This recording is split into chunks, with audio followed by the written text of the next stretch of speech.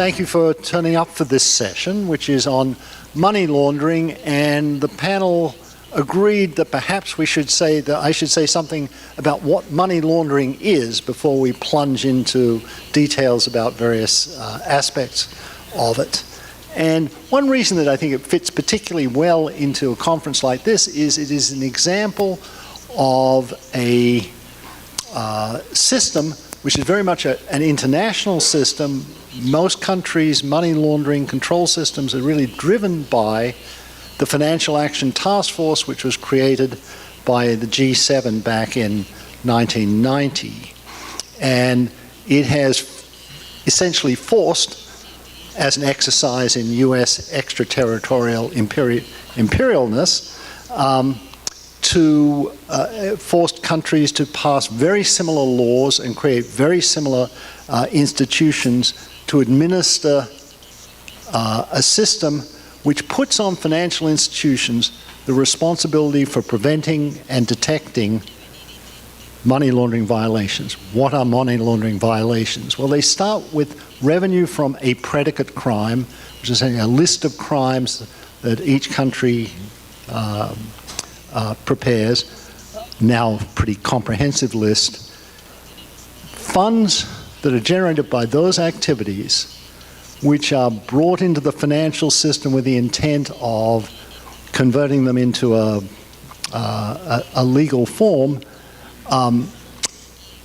represent instances of money laundering. The responsibility of financial institutions, very broadly defined, includes designated non-financial businesses and professions, such as lawyers and accountants in many countries, have responsibilities to systematically detect these and report them to the financial investigative unit.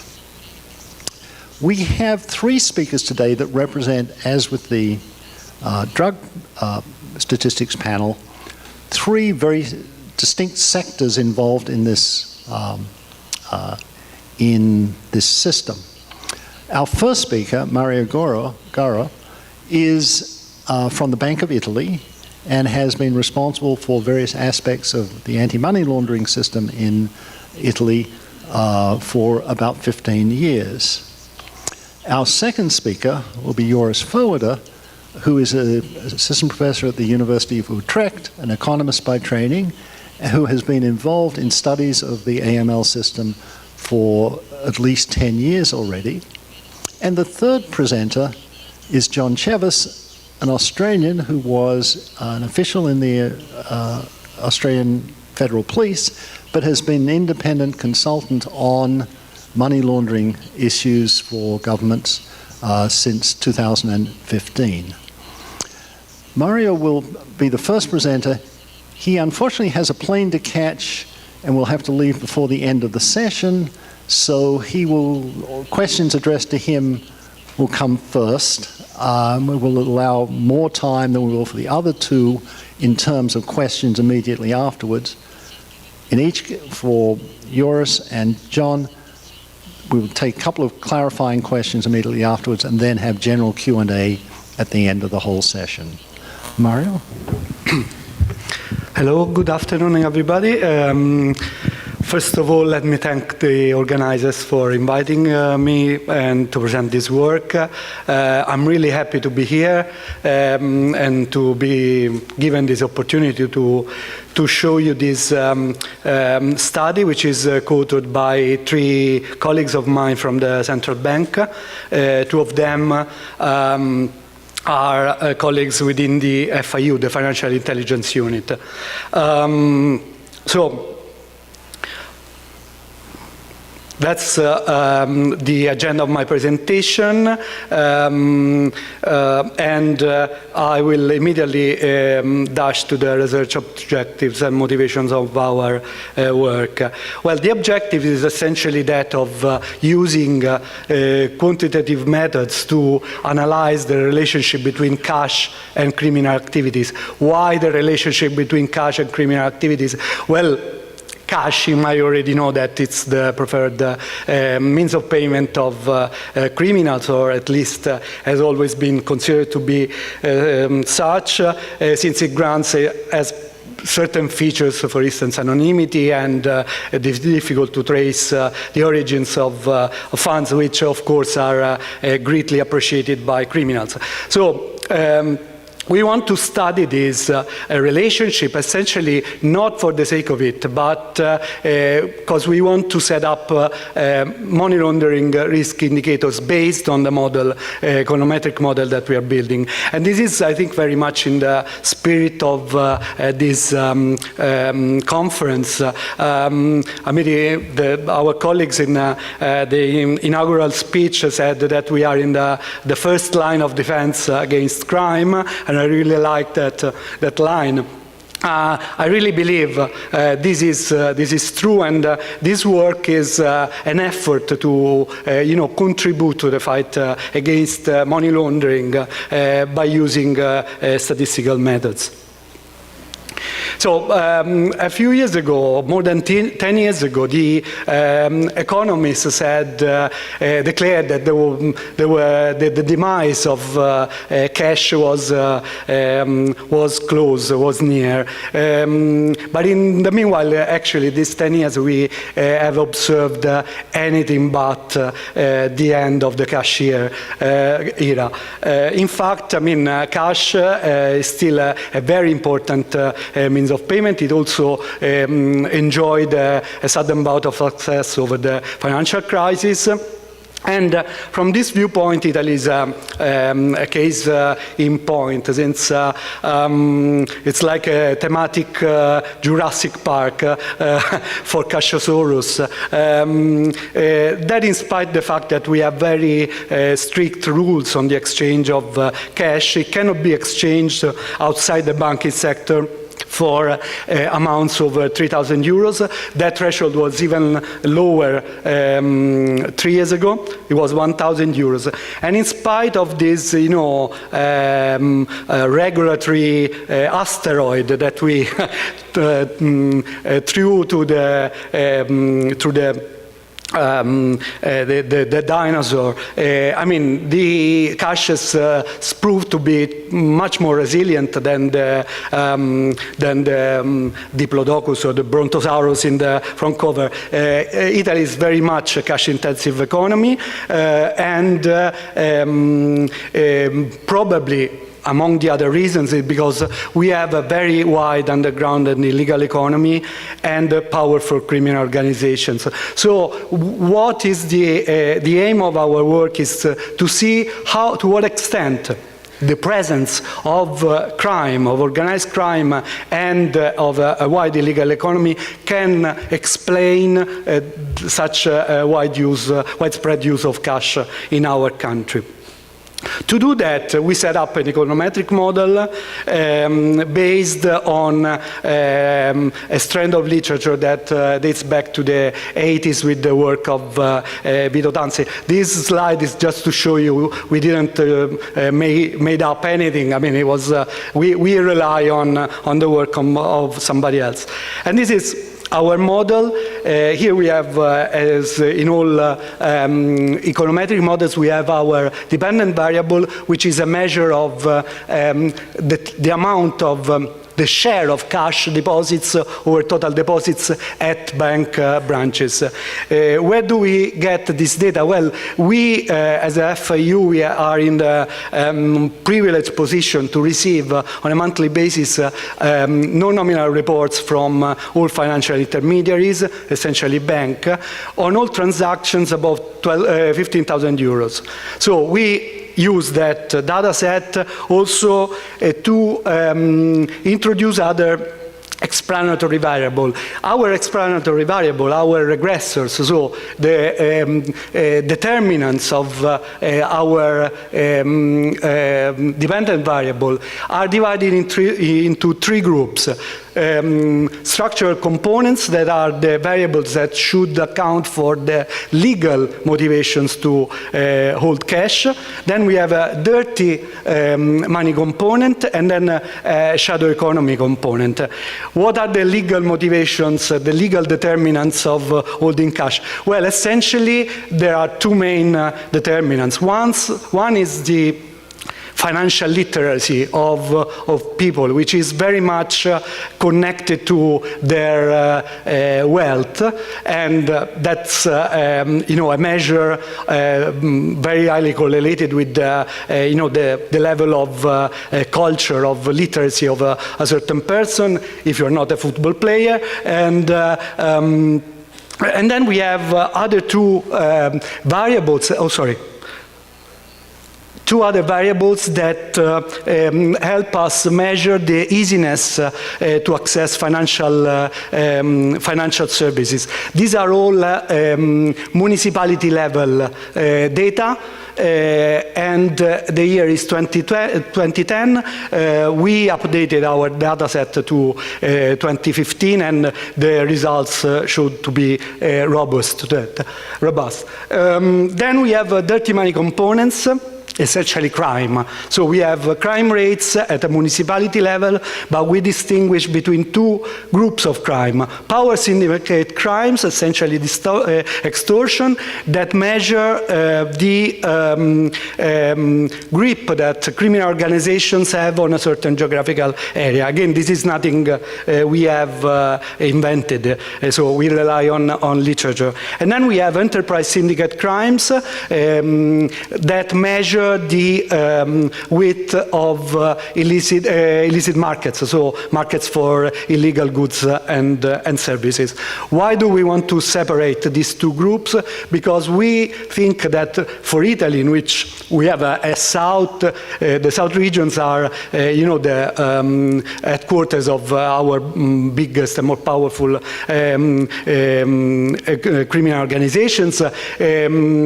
So we are expecting to have more power crimes, whilst illegal markets are are richer in the north.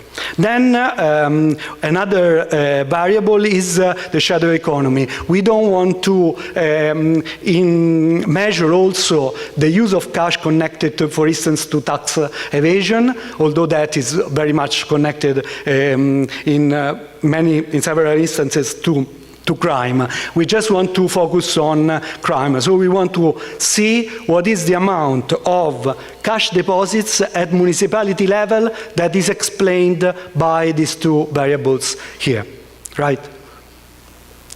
These are the expected correlation we expect to find. Essentially, if it's easier for you to go to a bank, and if you are more financially literate, you are also keener on using means of payment other than cash. So the correlation is negative. The geographical location of a certain municipality has an impact on the amount of cash circulating in that municipality. And then, for obvious reason, we expect to find a positive correlation with both our crime variables and the shadow economy proxy. This is the model. Again, this is just for the few econometricians and statisticians in the audience. I will quickly move on to the results, which is the core of the presentation. This is something I have to show, because I won't comment on this. This is to show essentially that the sign of the coefficients, and they are all consistent with the expected sign. They are all statistically significant, and our diagnostic, this information together with the diagnostic tells us that the model is well specified. So we, on the basis of it, we think we can rely on the indicators we extract from the model in terms of risk indicators. What are these indicators? Well, essentially, as I said before, we want to measure the extent to which crime variables explain the cash in circulation within each and every municipality. So this is possible by taking the difference of, I won't tell you how. But anyway, sorry, because time is precious. So this is possible. I mean, by setting up the model, we are able to build these indicators. Not only, we also build two different indicators. The relative risk, which is essentially the probability that a certain cash deposit is associated to money laundering in a certain municipality, and the absolute risk, which is the value of that cash. So the value of cash potentially associated to money laundering in that municipality. Why do we build two different indicators? Because we think they might serve two different purposes. Banks, when they file suspicious transaction reports to the FIU, may be more interested in the first one, because they are interested in knowing what is the likelihood that when they saw the deposit by their customers in a certain municipality, what is the likelihood that that involves funds of illegal origin, and therefore to what extent they should be reporting that to the FIU. Whilst law enforcement agencies are keener to go after the big money, so they want to, concentrate on the places where, the amount of cash connected to crime is larger. We also computed provincial level indicators, which are the ones we use in our the exercise of national assessment of money laundering and terrorist financing risk that was published in 2015. So what do we do with these indicators? Well, essentially we rank our municipalities in a descending order, and we take the top 2.5%, so the right-hand side tail of the distribution. And we see which are the municipalities that we consider those to be the riskiest one, right? And here we have, the two different indicators for the two different type of crime. We think that the relative risk indicator is better for power crimes, which are crimes that do not produce significant proceeds in the short term. They are essentially committed to entrench the control of a certain organization in a certain area, whilst the value of cash is more relevant for enterprise crimes, which are very much, they have a very important financial implications. Anyway, power crimes surprisingly are more concentrated in the south. Enterprise crimes are more evenly spread in the country. This is even clearer if you look at provincial the map, the heat map of our provinces. So this is essentially the map that we provided to the National Risk Assessment. Extensions. We did a couple of extensions. We got rid of the crime variable. You would be surprised, but we think this is the right way to go, because we have some disadvantages. Of course, we then cannot, in this model, we are not able to distinguish between crime, power, and enterprise crime, but we focus on the estimation residual. What is the rationale? Everything that is not explained by fundamental financial and economic variables is somehow connected to maybe somehow connected to crime and to money laundering. So we take all that is unexplained by the model as an indicator of risk. And that allow us to unlock the connection between crime and the places where the proceeds are laundered, which is an implicit assumption in the previous model. And we think this is a very important advantage. Then we also did another extension. We added other regressors to our baseline specification, and these are essentially variables connected to suspicious transaction reports. And these results are essentially telling us that cash usage is, if we take suspicious transaction reports as a measure of the intensity of money laundering activity in a certain municipality, I mean, results show that cash is very much correlated, positively correlated with that, but with decreasing marginal effects. Sorry for this strictly economic jargon. What I mean is that cash, it has a pivotal role, a key role in money laundering, but not for, high-profile money laundering. Since for, more elaborate money laundering schemes, criminals may be more willing to use more complicated financial instruments. So my conclusions. This is essentially what we've done.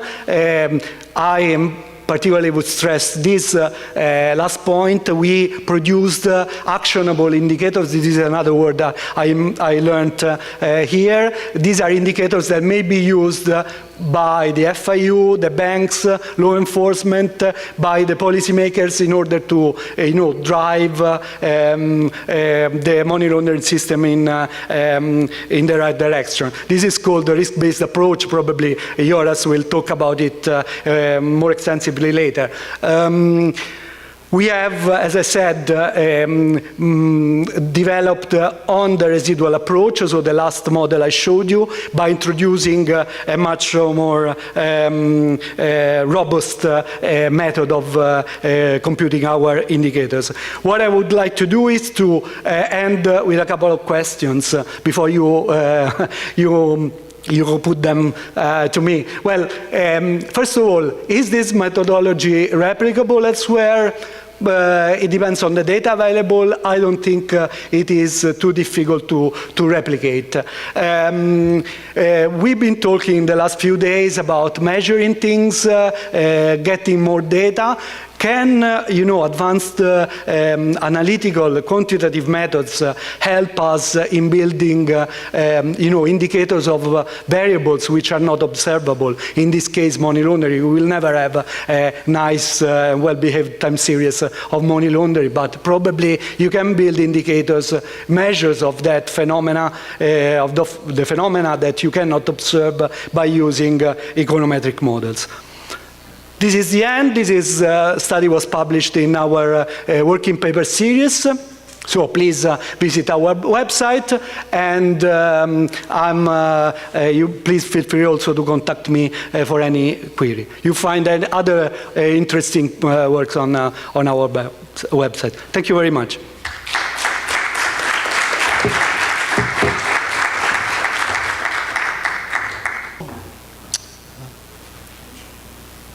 Questions of clarification? Thank you very much. That's a very interesting presentation. I enjoyed it. It's actually just a question / suggestion. I was wondering whether you can include in your model the consumer behavior. For instance, looking at the number of Visa and MasterCard transactions per municipality. Because if I think anecdotically, there are certain areas where, well, people just use cards and areas where they don't. And that could be a refinement, probably, of the model, but I put it to you.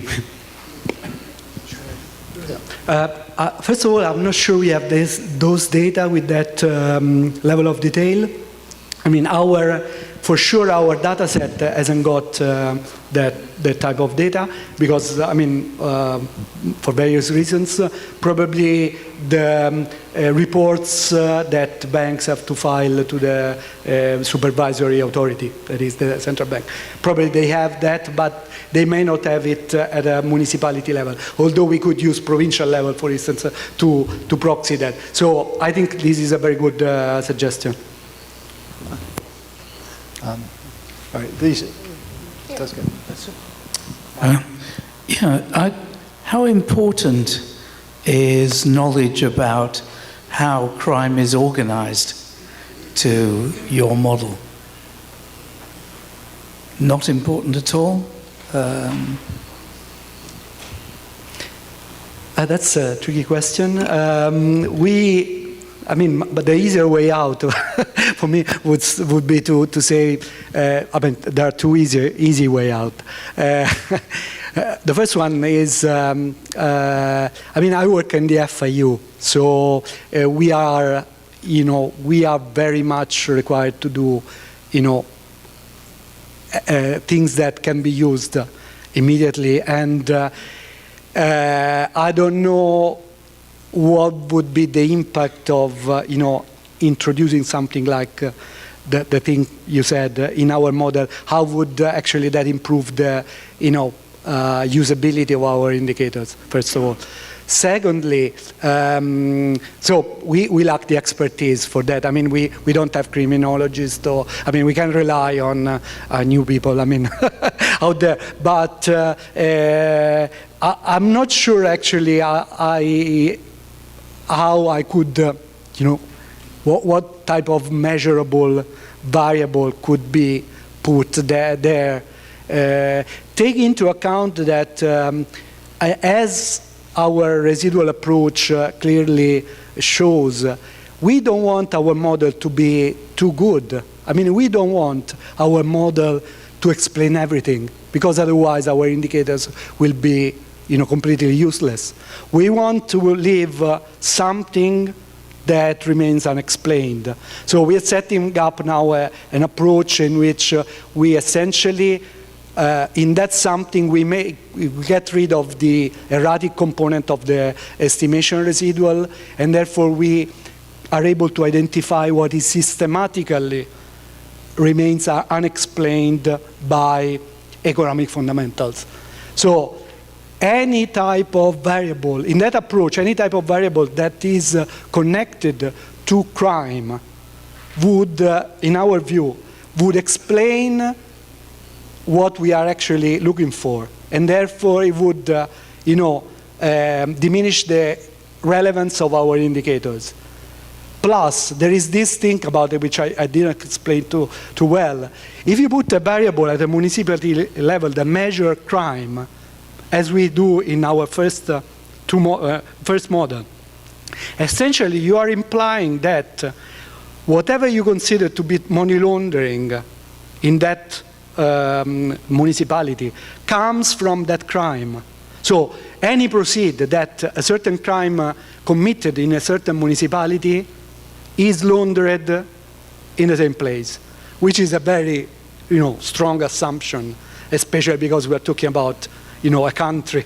We're not talking about a continent, and we have motorways, trains, planes, so people can easily, and we know that, the organized crime make financial investments in the north, although they are, based in the south. So, we really think that introducing too much crime in our regressors could actually diminish the significance of our indicators, which is essentially the result we want to obtain. Thank you. Are there any further questions? Well, thank you very much, Mark. Thank you, and sorry for having to leave, but I wasn't expecting the traffic to be so terrible here in Lima. Thank you very much for your questions. Thank you. Yes, thank you. So what I'm going to present today is I want to talk about money laundering risk and what we know so far about it and how we can measure it. And so, as Peter already hinted on, is that this fight against money laundering has been very global. The idea has been that the chain is as strong as the weakest link. We need all these countries to be participating in this fight against money laundering. Otherwise, the criminals might be choosing a certain jurisdictions that are helping them instead of fighting them. And the FATF has been quite successful in that. Under the threat of blacklisting, they've been able to have virtually all countries in the world participating in this fight. And one of the more recent developments, well, it's actually 2012 when they introduced this, they make it more explicit that what they want is that countries are doing a risk-based approach. The idea is that countries differ, so the risks also might differ, and therefore the way to fight money laundering might have to differ. The other idea is that if banks are following rules very precisely and the criminals get to know these rules, then they know exactly how to avoid being reported as because banks are reporting and other institutions are reporting when they have the suspicion that money laundering is happening. And so we want to have this risk base so that there is some vagueness around it. And so what countries now have to do, according to the FATF, is that they should start measuring money laundering risks. They have to find out where are the money laundering risks in their country. Academically, it's been already very challenging to measure money laundering itself. The whole idea of money laundering is that nobody knows that you're doing it. You pretend that it is something else than money laundering. You pretend that it is an insincere investment in a certain industry. You pretend that you actually have turnover from customers, although you might have added the cash yourself to the registry. So what you're trying to do with money laundering is that nobody observes it. So measuring something that is on purpose, hide it from the public eye, is going to be automatically very difficult. So we cannot measure money laundering itself directly. And now the FATF asks countries to measure money laundering risk, which is even vaguer and might be even more challenging to measure it. So they've started a guidance on how to do this. The guidance has been out in 2013. It's not very precise. It gives a lot of flexibility to the countries. And so what we've seen is that these national risk assessments, basically all of them say, well, the quantitative data on this is very limited. We don't have data on money laundering itself. We only have very indirect data. And so what we've seen so far is that these NRAs, these national risk assessments that are trying to measure money laundering risks, that they've been very much based on qualitative research, mostly expert opinions. It's about asking experts, where do you think the money laundering risk is in our country? And although this seems intuitive, if you don't have the data, at least try to do something and ask experts where this might be. But there are quite some limits on using just these expert opinions. One of the limits is that most of these experts are working in this field. They might be giving certain answers because it's in their own interest. So, or they could say, well, money laundering is a huge problem. Please give us way more money. We have to fight this. We want to, and then maybe raise their own salary or at least hire more people, become more important. They could also say, no, it's going amazing. We don't have any money laundering risks in this country, and pat themselves on the back, basically. So there could be all kinds of interest playing on. We've also seen that sometimes a lot of experts are giving the same opinion, and then you might have the feeling, okay, now we're finding the truth. Everybody's saying the same thing. But it could be that all these experts have been reading the exact same report. So if the FATF comes up with a new report saying this might be the new money laundering threat, then all these experts might be saying, yes, we indeed think that this is the new threat because the FATF has been saying so, and that we come to this conclusion. So there's all kinds of limitations to using expert opinion. So that's what I want to present, is a very purely quantitative method trying to measure these money laundering risks. So we had an EU-financed project led by Transcrime, where I was involved with the University of Amsterdam, trying to do this, trying to measure money laundering risk purely quantitatively. So we go only for data, on purpose, trying to see whether this actually works and how it will play out. So the goal was really to make such an approach and execute it. So we want to make all the childish mistakes that could happen if you come up with a new method. We want to find out what's actually happening if we are going to do this. So our research question was, so we focused it on economic sectors. So our research question was, which economic sectors have the highest money laundering risk? So we used a standard international framework to determine who are the economic sectors, and we had 83 different sectors identified. And then we tried to find out, okay, what makes this sector risky? How should we measure it? And eventually with the hope that if we measure money laundering risk, that we can come to this risk-based policy that the FATF is pushing all countries to. And the research method that we use is called principal component analysis. What this does is basically that if you have a whole bunch of indicators, you ask the principal component analysis to look at all the data and see what are the underlying dimensions of this whole bunch of data. Where are they pointing to? Which direction are they pointing to? So what you need is a whole bunch of indicators. You need indicators for money laundering risk in this case. So what would be these kind of indicators? Well, we focused, just as the FATF says in their guidance, we focused on threats and vulnerabilities. Consequences are still quite hard, so we left them out of the analysis. We focused on threats and vulnerabilities here. So we have 4 threat variables in the analysis that we were able to gather. The first one is a quite internationally known study, which is the Organized Crime Monitor, which looks at 150 cases of organized crime and what have they been doing in terms of gaining the money, but also in terms of spending the money. And so there we see all kinds of investments. They start buying up a restaurant or a transport company or something like that. Something similar is some data that came out of the organized crime portfolio, where we also looked at what are criminals making, the organized crime income basically, and how are they spending it. And that was from all kinds of public sources like media. And there is some overlap because we also used the former report. Then we have some administrative procedures in the Netherlands where they look, has organized crime investments been happening in certain sectors? And well, we want to look into it and trying to prevent that organized criminals are taking over a whole sector. So we have some data on how often this has been happening.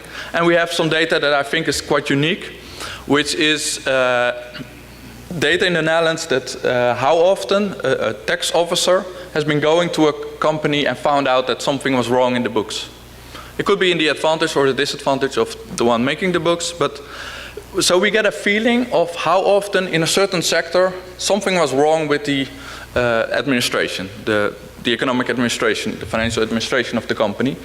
And the idea is here that criminals have a different intent, money launderers have a different intent with their company than normal owners of a company.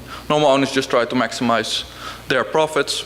Criminals might trying to do something different, trying to do money laundering, and therefore that should show up somewhere in the statistics. And so we hope that this captures or would be a good indicator for money laundering. On the vulnerability side, we also have some variables. So in total we have 9 variables.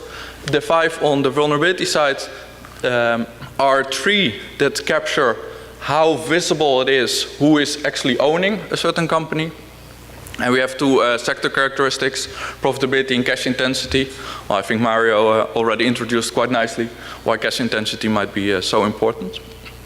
So we started to use these kind of indicators and try to find out whether these together could indicate as to which sectors have the most money laundering risk. And one of the things we found out is that actually these characteristics on how transparent it is who the owner is are not per se a very good way of indicating money laundering. And I'll show you what I mean. If you look at the different sectors, so here I aggregated them a bit more, then you see this is one of the interesting indicators that we have. It's the average distance to the beneficial owner, which means you have a company, how many steps are there until you find the actual owner of the company? So in this case you could see that for agriculture there's only 1 step. It's just a farm directly owned by the farmer. Very simple method. But you see that, for instance, in mining and finance, many more steps are involved until you find the actual owner. So there are more steps in between. It's more complex to find the actual owner. The thing is that if you look at the top 3 here, it would be mining, finance, and energy. So we have these 3 sectors. The thing is that these are also the sectors where the biggest companies are. So we could also look at the average company size, and then we see again these 3 sectors. So we see again mining, energy, and finance in the top 3.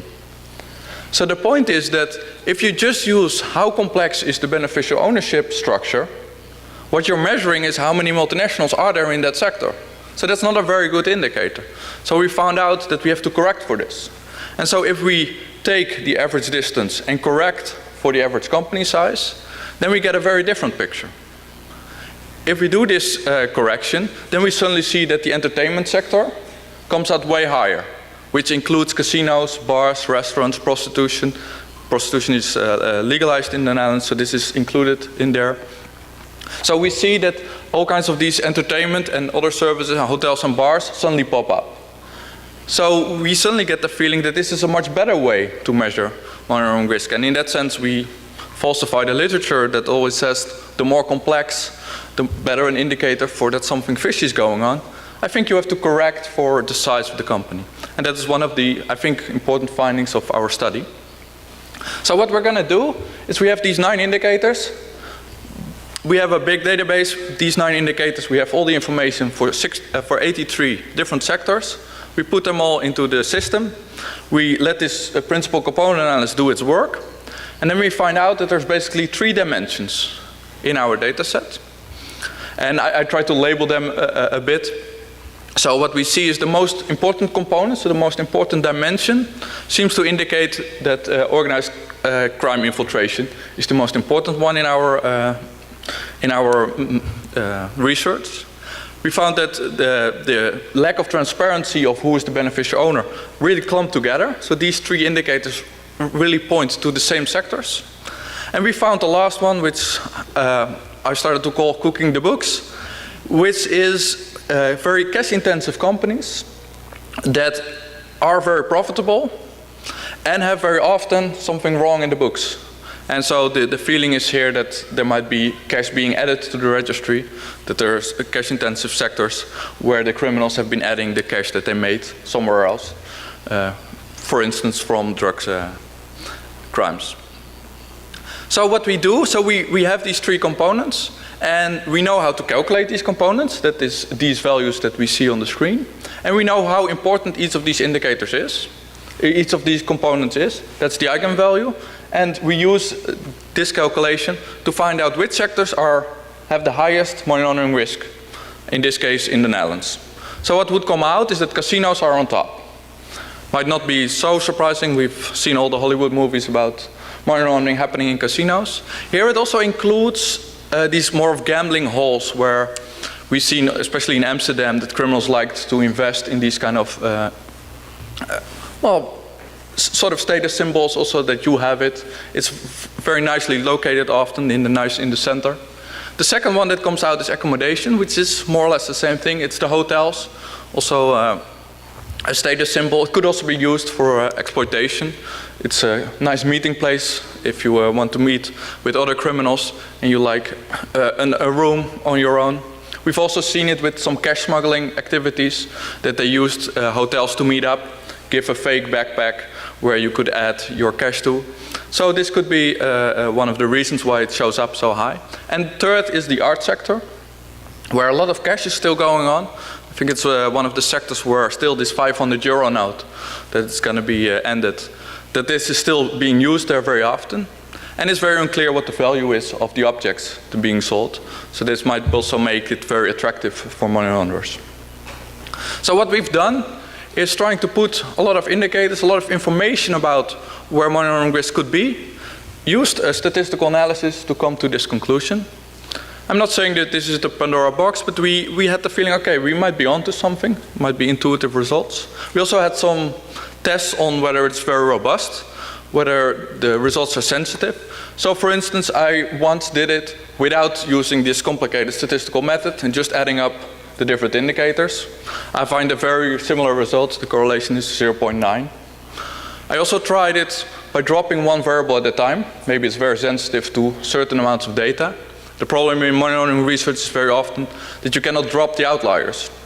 If there is one sector that is very extreme in the use of cash or in secrecy of the beneficial owner, then you cannot drop that sector because this might be exactly what you're after. This is the weird sector that the criminals are looking for.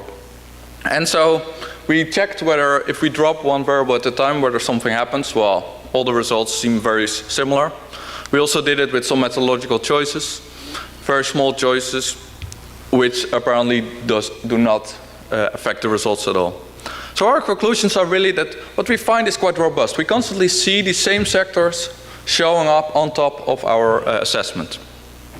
And we realize that this is very much a pilot study, but still we've seen some indications. We see these hotels, casinos and art sector constantly being on top. And we see that the manufacturing sectors are very low. Apparently this is a very difficult sector for criminals to really invest in, and they don't like it apparently. And we think that this could really help to actually limit this problem of just asking experts of where the money laundering risk is, that this could really complement NRAs. So we think that this is also the main strength of our methodology.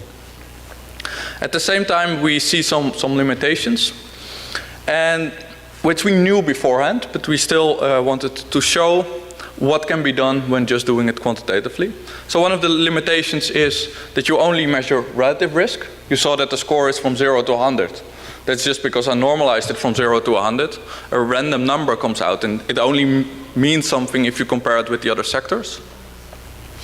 And you're completely reliant on data. This is a quantitative assessment, a quantitative research method. So you only measure what you have data on. We have, for instance, quite some data on the investments of criminals. This might mean that what we have is more of a focus on the integration phase, where the investments of the criminals are happening, and less so on the phase where you try to get the cash money into the financial sector, which is where the banks normally play in. So we see that so far the AML policies has very much focused on banks. We see very different sectors popping up. This might be because of the data that we have. And I've been presenting this research to all different international audiences, and very often I get the question, yeah, you did this for the Netherlands, but the Netherlands is this country where you have all this data and all this, they actually make this data all available to you, all kinds of sensitive data. And then I think that one of the main messages of this research is just to show it works, it can be done, there is value in this. So if you don't have the data yet, then there should be a cry for start gathering this data. And okay, you could say, well, maybe the data position is a bit less in a certain country, but at least all countries have police reports. And from these police reports, you can at least identify what our criminals are doing. You can take the money laundering cases, you could also just take big criminal cases in general, and just see what these criminals are doing with the money, and try to combine this with all kinds of other information you have. So if you don't have the data, I would say start gathering the data. If you say that the statistical method is too complicated, I'm very approachable by email. Thank you. Questions of clarification for Joris?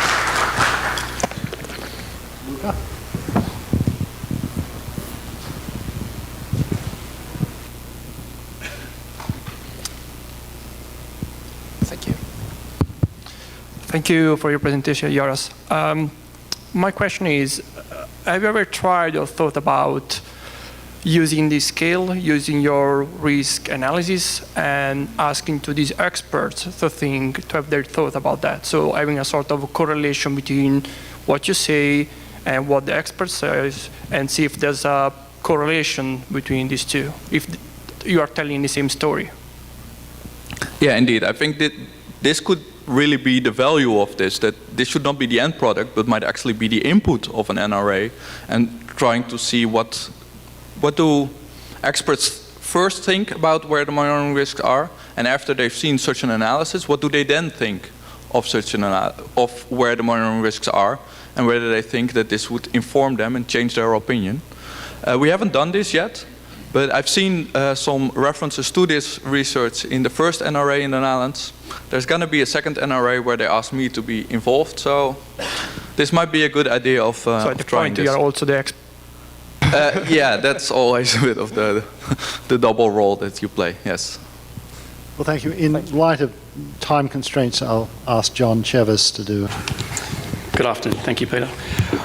I'm going to speak this afternoon on a topic that's quite dear to my heart, which is the testing of anti-money laundering systems.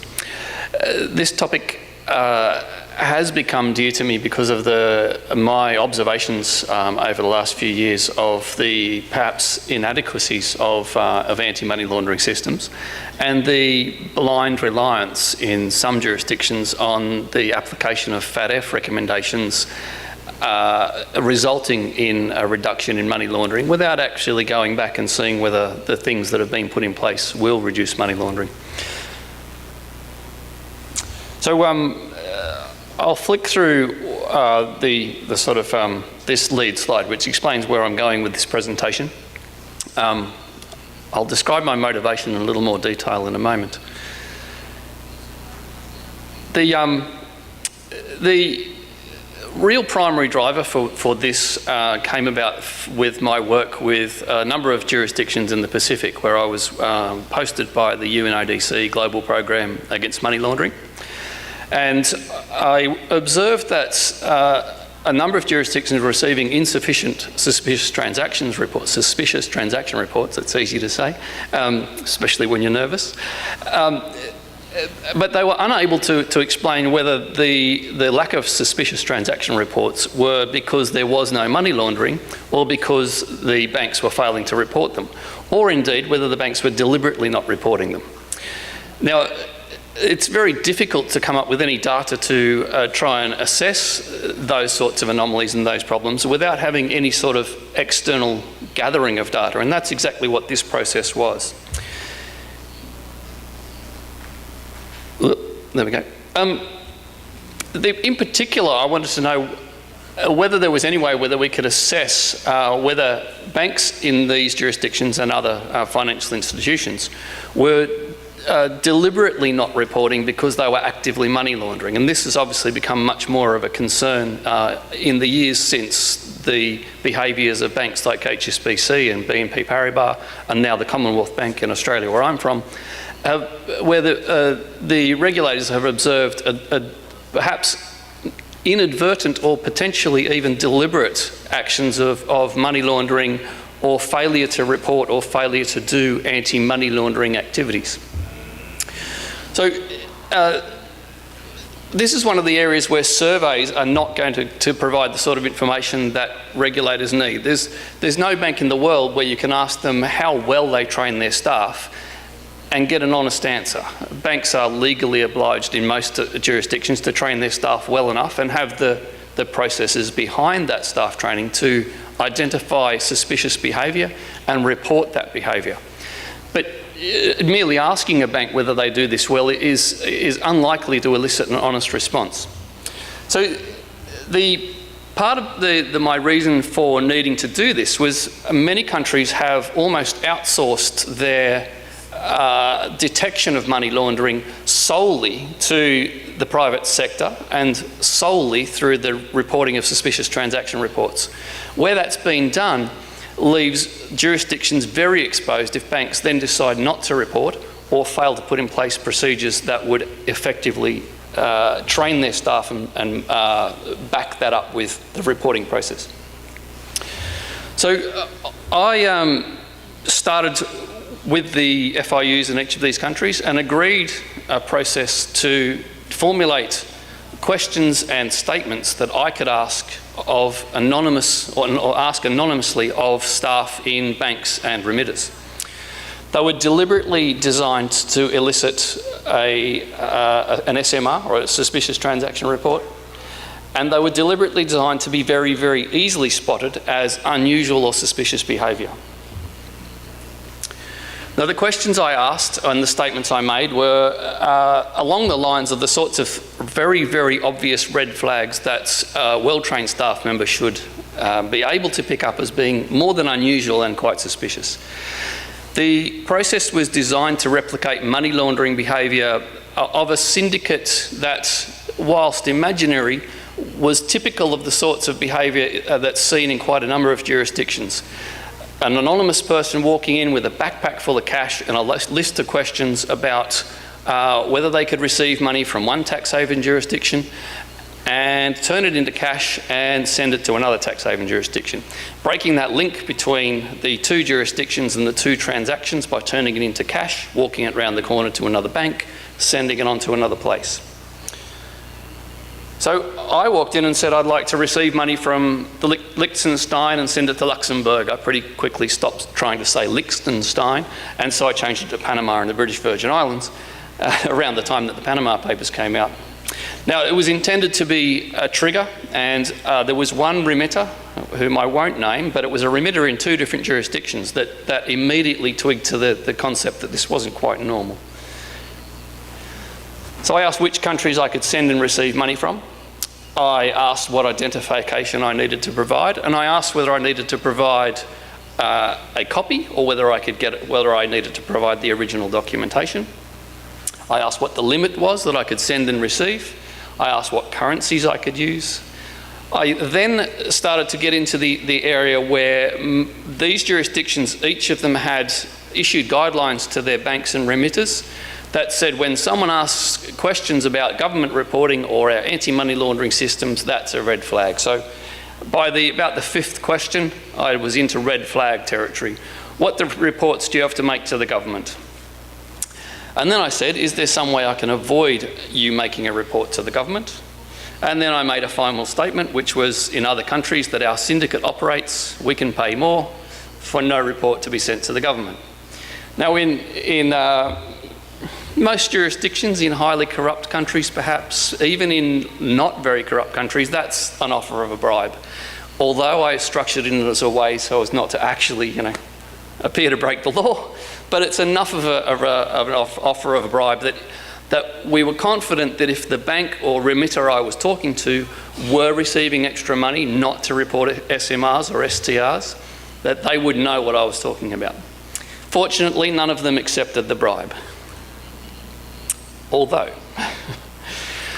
So I did this in 11 banks and however many that is, 16 remitters across 3 different jurisdictions.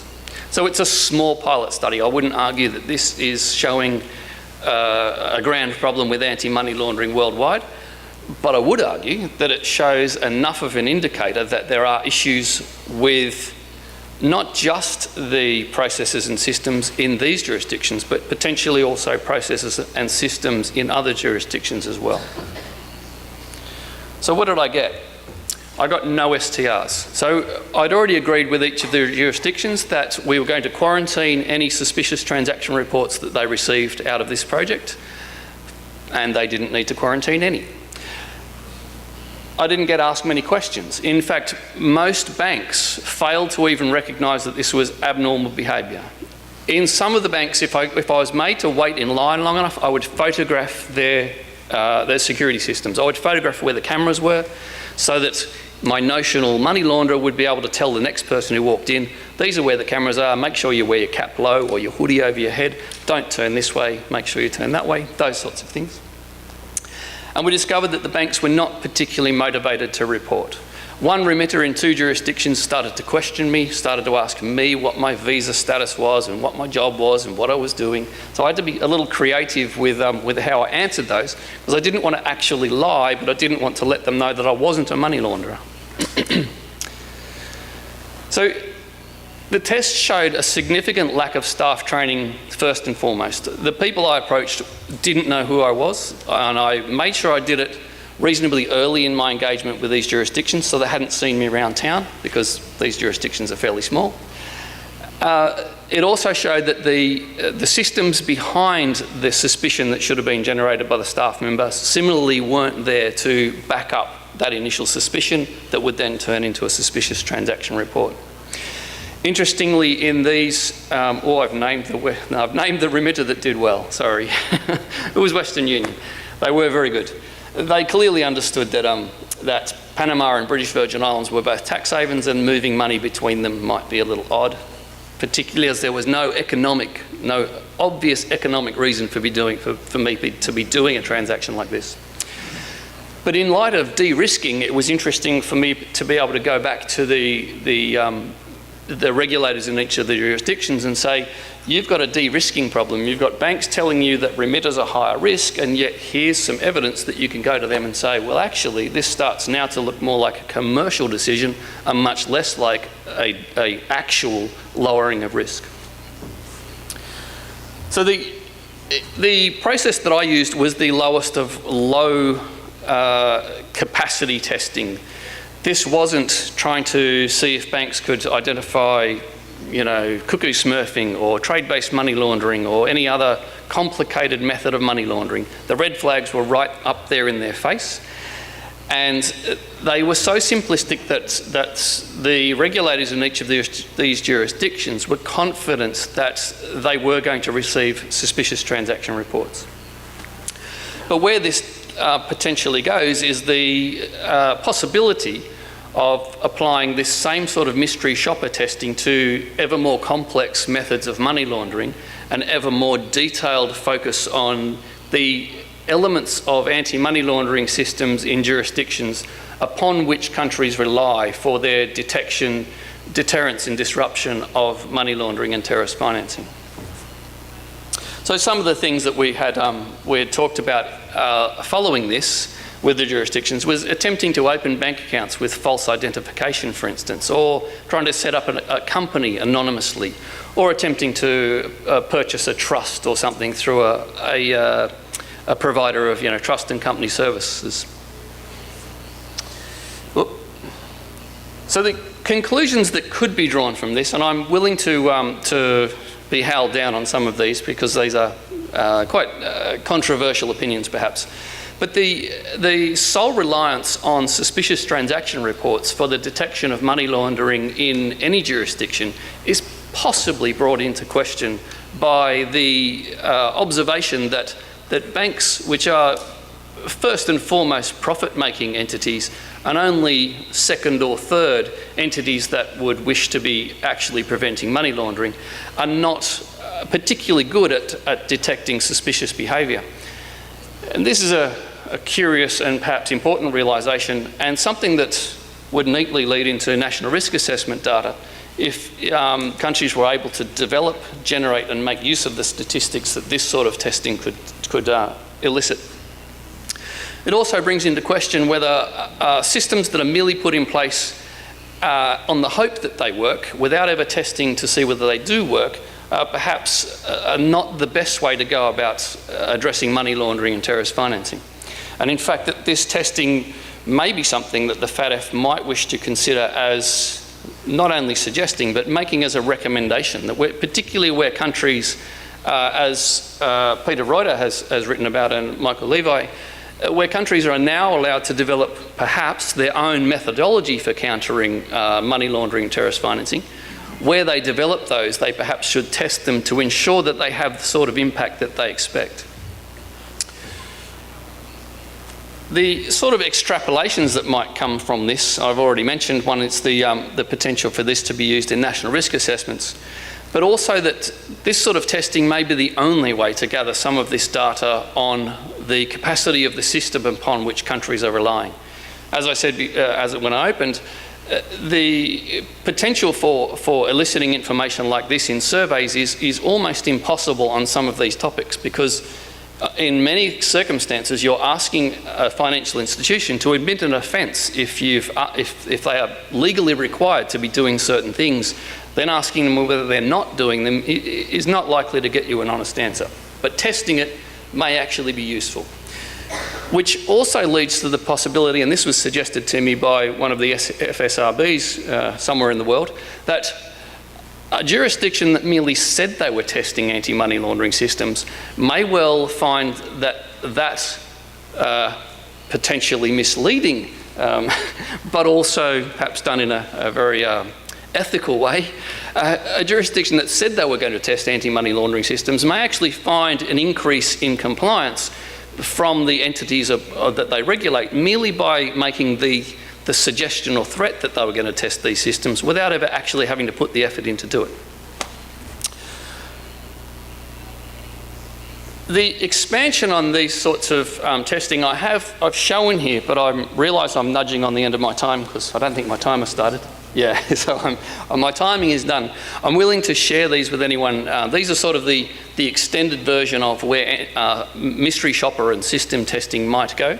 And I'll flick through them just quickly because they touch on some of the sort of grander issues of money laundering. And I'll go through them because I've run out of time, I believe.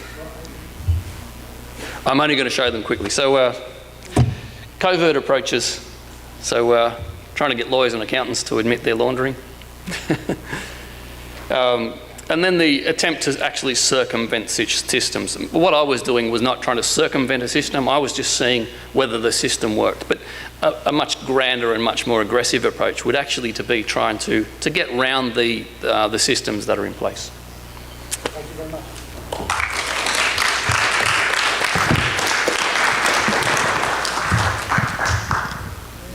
Any questions? Actually make a transaction.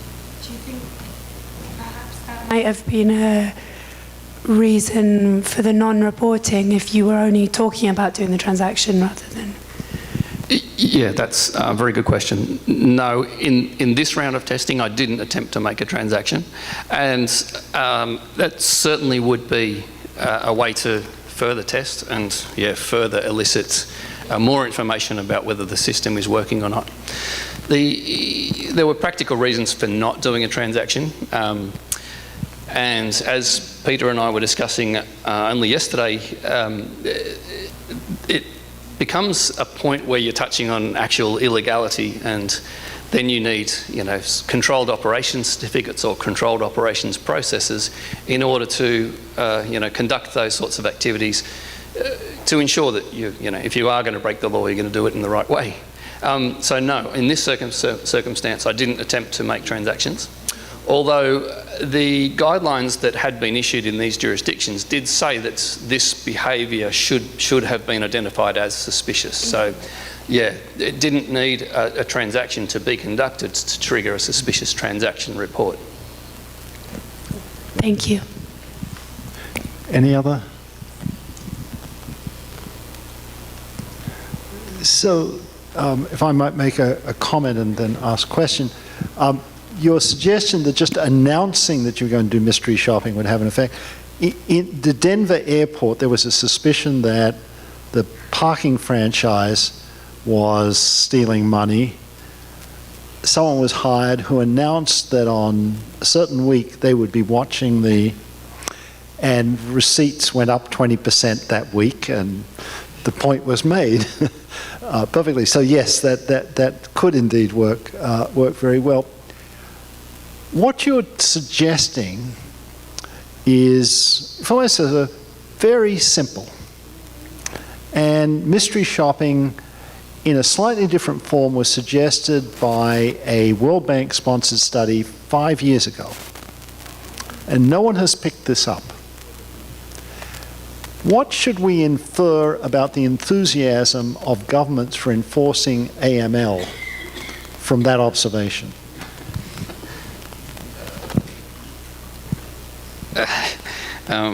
Yes, that's a very loaded question. I'm not sure I can speak on behalf of all governments, or any actually. I suspect there might be more elements than just the motivation of governments in this case.